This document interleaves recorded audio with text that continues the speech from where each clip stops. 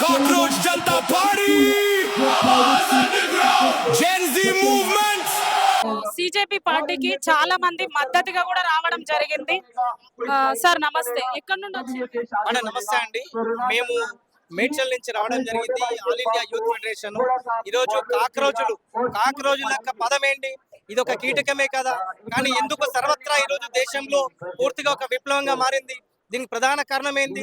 ఈరోజు కోర్టులో ప్రధాన న్యాయమూర్తిగా ఉన్నటువంటి సూర్యకాంత్ గారు చేసినటువంటి వ్యాఖ్యలు, అంటే ఈ దేశంలో ఉన్నటువంటి విద్యార్థులను నిరుద్యోగులను బొద్దింకలతో పోల్చావు.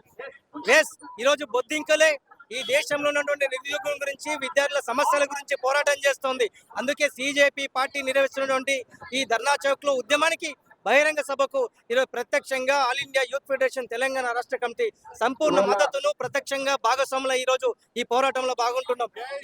ఈ రోజు చాలా మంది అంటున్నారు సార్, ఇది సిజేపీ అని ప్రాపగండా, రాజకీయ కుట్రలు జరుగుతున్నాయి ఇందులో, దీని వెనుక మొత్తం ఆమ్ ఆద్మీ పార్టీ ఉంది అని అంటున్నారు.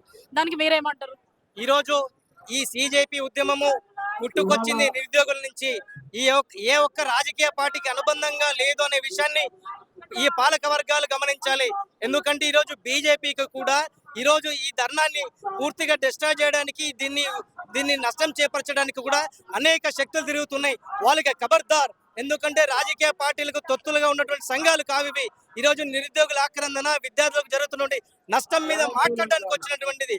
నరేంద్ర మోడీ గారు నిజంగా ఈ దేశ ప్రజల మీద, విద్యార్థుల మీద చిత్తశుద్ధి ఉంటే మీరు పేపర్ లీకులు కాకుండా, ఉద్యోగాలు ఇవ్వకుండా ఈరోజు అమృత కాలం అంటున్నారు. అమృత కాలం యొక్క మీ నీచమైనటువంటి పద్ధతి ఏంది? ఈరోజు కేంద్రంలో దాదాపు 2014 నుంచి 2026 వరకు దాదాపు 100 పోటీ పరీక్షలు జరిగింది జాతీయ స్థాయిలో. ఇదే నేషనల్ టెస్టింగ్ ఏజెన్సీ నిర్వహించింది. 65 పరీక్షలు ఈరోజు పేపర్ లీకేజ్ గురైంది. ఇదే పరీక్షలకు సంబంధించి రద్దు అయింది. మరి దీనికి బాధ్యత ఎవరు? కేంద్రంలో ఉన్నటువంటి బీజేపీ ప్రభుత్వం కాదా? ఈ రోజు ఏదైతే ఇటీవల జరిగిన నీట్ పేపర్ లీకేజ్ జరిగిందో మీ బీజేపీ వాళ్ళే కదా పూర్తిగా దీన్ని పేపర్ లీకేజ్ చేసింది. వాళ్ళు జైల్లో వేస్తే కాదు, ప్రజా కోర్టులో నిలబెట్టాలి. ప్రజా కోర్టులో వాళ్ళని బహిరంగ ఉరి తీయాలని చెప్పి కాక్రోజులుగా గర్జిస్తున్నాం. ఈ రోజు ఏ వైపుగా కూడా డిమాండ్ చేస్తున్నాం. కాబట్టి నైతికంగా ఈ రోజు కేంద్ర విద్యాశాఖ మంత్రి ఉన్నటువంటి ధర్మేంద్ర ప్రధాన్, నువ్వు ఆ కుర్చీలో కూర్చోడం కాదు, నైతికంగా నువ్వు రాజీనామా చేయి. అప్పుడే ఈ దేశ ప్రజలు 144 కోట్ల మంది దేశ ప్రజలను నిన్ను హర్షిస్తారు.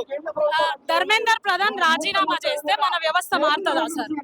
కేవలం ధర్మేంద్ర ప్రధానే కాదు, ఈ రోజు దేశంలో కేవలం ఒక విద్యారంగమే కాదు, యువజన రంగం, అదే విధంగా అనేక రంగాలను కూడా నీరుగారు కావడానికి ఈ దేశ పాలకుల ప్రధాని చేస్తున్న నీచ కురేక్తలే.